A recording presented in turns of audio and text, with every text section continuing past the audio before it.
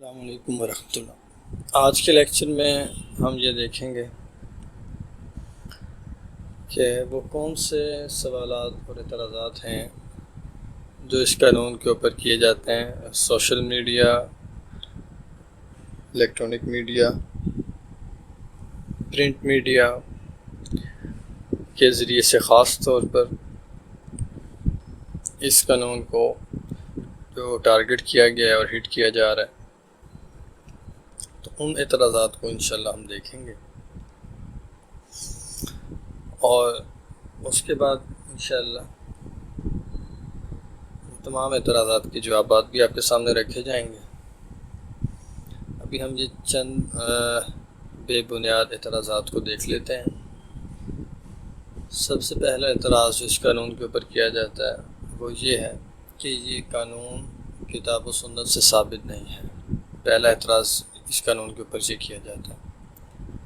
دوسرا اعتراض یہ کیا جاتا ہے کہ آپ صلی اللہ علیہ وسلم رحمۃ للعالمین تھے اور آپ نے اپنے دشمنوں کو معاف کیا ہے، تو پھر آج اگر کوئی گستاخی کرے تو اسے معاف کیوں نہیں کیا جاتا۔ تیسرا اعتراض یہ ہے کہ اس قانون کا استعمال ہی غلط ہے، یعنی یہ قانون غلط استعمال ہو رہا ہے اور معصوموں کو اس کے ذریعے سے بلیک میل کیا جاتا ہے اور ان کو سزائیں دی جاتی ہیں۔ اس قانون سے اقلیتوں کے حقوق پامال ہو رہے ہیں۔ جو غیر مسلم اقلیتیں پاکستان میں موجود ہیں، تو اس قانون کی وجہ سے ان غیر مسلم اقلیتوں کے جو حقوق ہیں وہ پامال کیے جا رہے ہیں۔ ایک یہ بھی اعتراض ہوتا ہے۔ تو پانچواں اعتراض اس پہ یہ کیا جاتا ہے کہ ہر شخص آزاد ہے، لہٰذا اسے اظہار رائے میں آزادی حاصل ہے، یعنی کہ فریڈم آف اسپیچ،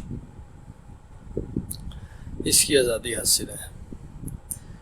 تو اس آزادی کے اوپر، اس آزادی کے خلاف ہے یہ قانون، کہ یہ قانون فریڈم آف اسپیچ کی آزادی نہیں دیتا، فریڈم آف ایکسپریشنز کی آزادی نہیں دیتا۔ تو ون بائی ون ہم یہ اعتراضات کو انشاءاللہ کلیئر کریں گے۔ تو سب سے پہلا اعتراض جو اس قانون کے اوپر کیا گیا وہ یہ کیا گیا تھا کہ یہ قانون کتاب و سنت سے ثابت نہیں ہے، یعنی کہ اعتراض کرنے والا وہ یہ کہہ رہا ہے کہ آپ صلی اللہ علیہ وسلم کی عزت، ناموس اور حرمت کے تحفظ کا قانون کتاب و سنت میں موجود نہیں ہے، یعنی کہ اسلام میں ہی موجود نہیں ہے، اسلام میں ڈسکس ہی نہیں ہوا، امام الانبیاء کی عزت، ناموس اور حرمت کے تحفظ کو ڈسکس ہی نہیں کیا گیا، اس قانون کو ڈسکس ہی نہیں کیا گیا۔ تو اس سوال کا جواب دینے سے پہلے ہم اعتراض کرنے والے سے ایک بات پوچھتے ہیں، اس سے ایک سوال کرتے ہیں کہ اسلام نے عام سے عام اور سادہ سے سادہ مسلمان، حتیٰ کہ اسلام نے کفار کی بھی عزت کے تحفظ کے قوانین اور اصولوں کو بیان کیا ہے، اور ایک ادنا غلام کے عزت، مال، آبرو، جان کی حفاظت اور تحفظ کے قوانین کو بیان کیے ہیں۔ تو یہ کیسے ممکن ہے کہ ادنا کو بیان کیا جائے اور اعلیٰ کو بیان نہ کیا جائے؟ ادنا کی عزت کے تحفظ کو اسلام ڈسکس کرے اور اعلیٰ کی عزت کے تحفظ کو اسلام ڈسکس ہی نہ کرے۔ ادنا کی ناموس و حرمت کے تحفظ کو اسلام بیان کرے اور اعلیٰ کے ناموس و حرمت کے تحفظ کو اسلام بیان نہ کرے۔ ادنا کی جان اور ادنا کے مال کے تحفظ کے لیے اسلام اصول بیان کرے اور اعلیٰ کی جان اور اعلیٰ کے مال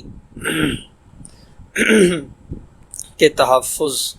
کے اصول کو اسلام بیان نہ کرے، یہ کیسے ممکن ہے؟ تو یہ بات عقل میں نہیں آتی۔ جب اسلام نے ایک مسلمان کیا، ایک غیر مسلم جو اسلام کو تسلیم ہی نہیں کرتا، جو اسلام کو مانتا ہی نہیں، جو اسلام کو قبول ہی نہیں جس نے کیا، اس کی بھی عزت کے تحفظ کو، اس کی ناموس کے تحفظ کو، اس کے مال کے تحفظ کو، اس کی جان کے تحفظ کو، ہر چیز کو اسلام نے بیان کیا ہے، اس کے اصول، اس کے ضابطے بیان کیے ہیں، اور جو اس حد سے گزرتا ہے اس کے لیے سزائیں بھی مقرر کی ہیں۔ تو یہ کیسے ممکن ہے کہ امام الانبیاء جنہوں نے دین اسلام دیا، جو کہ دین اسلام دینے کا، دنیا میں لانے کا ذریعہ بنے، جو کہ اللہ تعالیٰ کے محبوب نبی ہیں، جو کہ تمام انبیاء کے بھی نبی ہیں، جو کہ تمام انبیاء کے امام ہیں، جن کو انبیاء میں سب سے اعلیٰ اور سب سے اونچی اللہ تعالیٰ نے عزت و عظمت عطا فرمائی ہیں، ان کی عزت، ان کی ناموس، ان کی حرمت، ان کی ختم نبوت کے تحفظ کے حوالے سے اسلام نے کوئی اصول، کوئی ضابطہ بیان نہ کیا ہو تو یہ بات ناممکن ہے، یہ بات عقل اور سمجھ میں نہیں آتی۔ تو سب سے پہلی بات تو یہ ہم عرض کرتے ہیں ان سے جو اس قانون کے اوپر یہ اعتراض کرتے ہیں کہ قرآن و سنت یعنی کہ اسلام نے ڈسکس ہی نہیں کیا ناموس رسالت 295C کے قانون کو، وہ جو حد سے بڑھتا ہے اس کے لیے کوئی سزائے مقرر نہیں کی اسلام نے۔ تو ہم ان سے یہ سوال کرتے ہیں کہ جب اسلام نے یہ اتنی باریک اور اتنی سطحی باتوں، اتنی بظاہر چھوٹی باتوں کو بھی اسلام نے ڈسکس کیا ہے، تو پھر یہ کیسے ہو سکتا ہے کہ اتنا اہم اور اتنا بڑا اور اتنا سینسٹیو ایشو اور مسئلہ اور ذات مبارکہ، ان کی حرمت اور ان کی ناموس کو ڈسکس نہ کیا گیا، اور جو حد سے بڑھے اس کی سزا وہ بیان نہ کی گئی ہو اسلام میں، یہ ممکن نہیں ہے۔ تو اسلام نے امام الانبیاء کی عزت، ناموس و حرمت کو ڈسکس کیا ہے، قرآن میں بھی ڈسکس کیا گیا ہے، احادیث مبارکہ میں بھی ڈسکس کیا گیا ہے، صحابہ کی زندگیوں میں ان کے عمل سے بھی یہ ثابت ہوتا ہے، اور بعد میں آنے والی امت نے بھی اس کا اظہار فرمایا ہے، اس کا اظہار کیا ہے۔ اب ہم دیکھ لیتے ہیں کہ پہلا اعتراض اس کا جواب قرآن و سنت یعنی کہ کتاب و سنت سے کیا ہے، اس کو مختصر اس کو دیکھ لیتے ہیں۔ اس سیشن میں یہ بات ذہن نشین رہے کہ ہم مختصر ڈسکشن کریں گے، لیکن کوشش ہوگی کہ اس انداز میں آپ کے سامنے بات کو رکھ دیا جائے کہ بات آپ کو سمجھ آ جائے، اور عقیدہ اور جو ڈاؤٹس اگر ذہنوں میں ہیں تو وہ کلیئر ہو جائیں، اور عقیدہ مضبوط اور پختہ ہو جائے۔ تو پہلا اعتراض تھا کہ کتاب و سنت سے ثابت نہیں ہے، تو اب ہم اس کے اوپر دلائل آپ کے سامنے رکھیں گے کہ قانون ناموس رسالت، آپ صلی اللہ علیہ وسلم کی عزت، ناموس اور آپ کی حرمت کے تحفظ کا جو قانون ہے، یہ کتاب و سنت سے ثابت ہے، یہ قرآن و سنت سے ثابت ہے۔ اور اس سے پہلے ہم آپ صلی اللہ علیہ وسلم کی عزت، ناموس و حرمت کے حوالے سے قانونی ڈیفینیشن تو دیکھ چکے ہیں، اس کے اوپر جو شرعی ڈیفینیشن ہے اس کو بھی دیکھ لیتے ہیں۔ تو شرعی ڈیفینیشن جو اس کے اوپر ایکسپلین کی جاتی ہے، اہل علم حضرات نے جو اس کے اوپر شرعی ڈیفینیشن لکھی ہے وہ یہ ہے کہ آپ صلی اللہ علیہ وسلم کے نام، آپ کی ازواج، آپ کے اصحاب، آپ کی اولاد، آپ کی منصوبات، آپ کے افعال، آپ کے اقوال، اور جو چیز بھی آپ کے ساتھ منسلک اور منسوب ہو گئی، ان تمام کا عزت اور ادب کرنا مسلمان کے لیے ضروری ہو گیا اور ایمان کا حصہ بن گیا۔ اور جو چیز امام الانبیاء کے ساتھ منسلک ہو گئی، آپ کے ساتھ جڑ گئی، اس کا آپ کے ساتھ لنک ہو گیا آپ کی ذات مبارکہ کے ساتھ، اس چیز کی تعظیم کرنا بھی مسلمان کے لیے ایسے ہی ضروری ہے جیسے امام الانبیاء کی ذات مبارکہ کی تعظیم کرنا ضروری ہے۔ اور اس چیز کی تعظیم اس وجہ سے کی جائے گی کہ اس کا تعلق امام الانبیاء کے ساتھ ہو گیا، اصل میں اس کی تعظیم بھی امام الانبیاء کی تعظیم ہے، اور اس کی تعظیم امام الانبیاء کی تعظیم کی وجہ سے بھی ہے۔ تو دو چیزیں ہوگی کہ اس کی تعظیم ہم اس وجہ سے کر رہے ہیں کہ وہ منسلک ہوگی امام الانبیاء کے ساتھ، اور اس کی تعظیم ہم اس وجہ سے کر رہے ہیں کہ اس کی تعظیم کرنے سے ہی امام الانبیاء کی تعظیم اور آپ کی عزت، آپ کی حرمت اور آپ کی محبت ہمارے دل میں بڑھے گی۔ تو دو باتیں ہو گئی، تو یہ ذہن نشین ہونی چاہیے ہمیں، اور ہر مسلمان بچے کو، بڑے کو یہ چیزیں ازبر اور یاد ہونی چاہیے اور علم میں ہونا چاہیے۔ تو قرآن پاک سے اس کے اوپر جو دلائل ہیں اس میں ہم چند آیات کو دیکھیں گے۔ تو سب سے پہلی آیت مبارکہ جو اس حوالے سے قرآن پاک میں بیان کی گئی ہے اس کو ہم پہلے دیکھ لیتے ہیں۔ اس سورہ بقرہ کی آیت نمبر 4 ہے، جس میں اللہ تعالیٰ بیان فرما رہے ہیں، یا ایھا الذین آمنوا لا تقولوا راعنا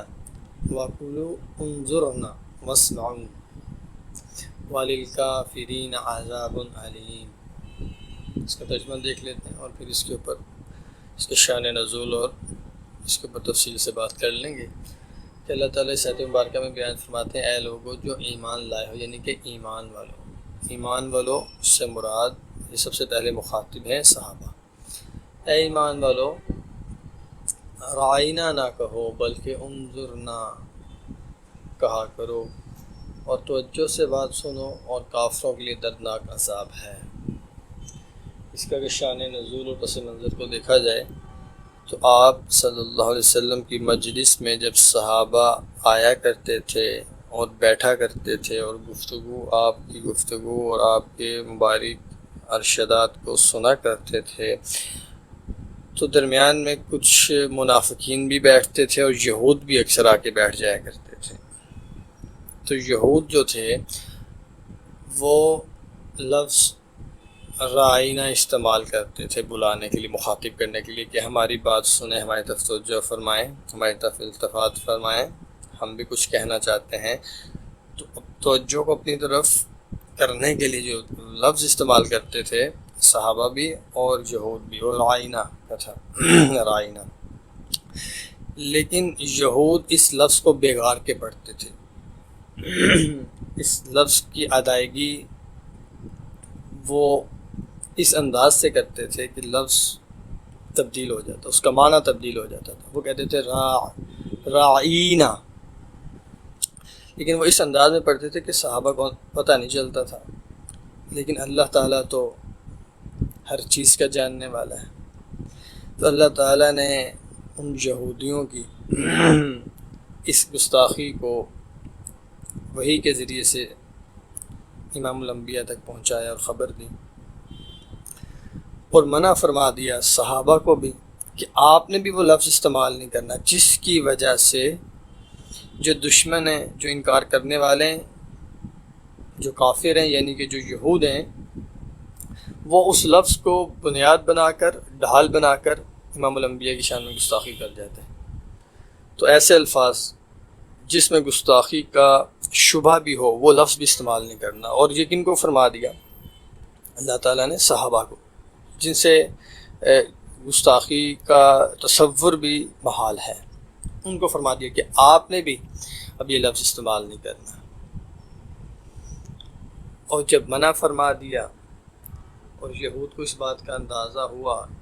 اس قرآن پاک کی آیت مبارکہ کا جب پتہ چلا کہ یہ نازل ہو گئی ہے، تو وہ پریشان بھی ہوئے، اور دوسرا صحابہ نے اس پہ اعلان بھی فرمایا بعد میں، اور اس پہ ڈٹ بھی گئے اس بات پر جو کہ یہاں پہ بیان کی جا رہی۔ حضرت سعد بن معاذ رضی اللہ تعالیٰ نے جس بات کو اپنا عقیدہ بنا لیا اور اس کو کھلے عام ظاہر فرمایا، کیا فرمایا؟ رول معنی جلد نمبر 1 صفحہ نمبر 348 میں اس کو بیان کیا گیا، اور حضرت سعد بن معاذ رضی اللہ تعالیٰ کے الفاظ ہیں جس کا ترجمہ آپ کے سامنے پیش کیا جا رہا ہے۔ انہوں نے فرمایا کہ اے یہودیو، تم پر اللہ کی لعنت ہو،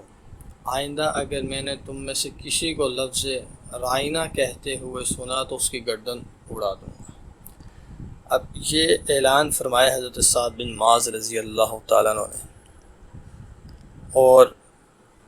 یہ اعلان کیا تھا کہ جس نے اب امام الانبیاء کی ذات مبارکہ کے متعلق رائنا کا لفظ بھی استعمال کیا تو گردن اتار دی جائے گی اس کی۔ اب یہاں پہ ایک سوال یہ ہوتا ہے کہ ایک صحابی رسول اعلان فرما رہے ہیں کھلے عام اور امام الانبیاء بھی موجود ہیں، تو اگر یہ بات غیر مناسب ہوتی، اسلام کے خلاف ہوتی، اسلام کے مزاج کے خلاف ہوتی، شریعت کے خلاف ہوتی، اللہ کے حکم کے خلاف ہوتی، قرآن کی اس آیت کے خلاف ہوتی،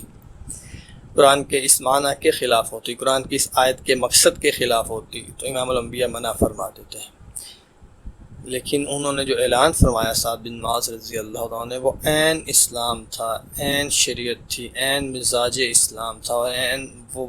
وہ مقصد آیت کا بھی یہی تھا جو کہ اعلان فرمایا کہ اب اس لفظ کو استعمال نہیں کرنا، اس لفظ کو استعمال کر کے بدبخت یہود گستاخی کرتے ہیں۔ تو جب یہ اعلان انہوں نے فرمایا تو اس کے بعد صحابہ کا اگر ہم عمل دیکھیں تو صحابہ کرام رضی اللہ تعالیٰ کا اس کے اوپر عقیدہ بن گیا، اجماع ہو گیا اور متفق ہو گئے، جس کو فضائل القدیر جلد نمبر 1 صفحہ نمبر 136 میں 136 پہ بیان کیا گیا کہ حضرت ابن عباس رضی اللہ عنہ فرماتے ہیں کہ صحابہ کا مومنوں نے، یعنی کہ صحابہ نے اس آیت کے نزول کے بعد کہا کہ جیسے ہی کوئی مسلمان آپ صلی اللہ علیہ وسلم کی ذات مبارکہ کے بارے میں یہ لفظ یعنی کہ رائنا کہتے ہوئے کسی کو بھی سنے تو جس کے زبان سے یہ الفاظ ادا ہوئے ہیں اس کی گردن اڑا دے۔ تو جب یہ بات یہود تک پہنچی تو وہ بھی تو اس توہین سے باز آ گئے، اس شرارت سے باز آ گئے، اس گستاخی سے باز آ گئے۔ تو اس سے ہمیں بات سمجھ آتی ہے، واضح طور پہ بات سمجھ آتی ہے کہ جہاں پر نرمی ہے، امام الانبیاء نے جہاں پر نرمی فرمائی وہاں پہ صحابہ نے بھی نرمی فرمائی، کیونکہ امام الانبیاء کی مزاج کو سب سے زیادہ صحابہ نے سمجھا اور جانا ہے۔ جہاں پہ امام الانبیاء نے سختی فرمائی وہاں پہ صحابہ نے بھی سختی فرمائی۔ تو جہاں پہ نرمی کرنا امام الانبیاء کی سنت ہے وہاں پہ نرمی کرنا دین ہے، اور جہاں پہ امام الانبیاء نے سختی کی وہاں پر سختی کرنا دین اور عین اللہ تعالیٰ کی رضا کا سبب ہے، اور یہی صحابہ کا عقیدہ تھا۔ باقی تفصیلات انشاءاللہ وہ ہم اپنے اگلے سیشن میں دیکھ لیں گے۔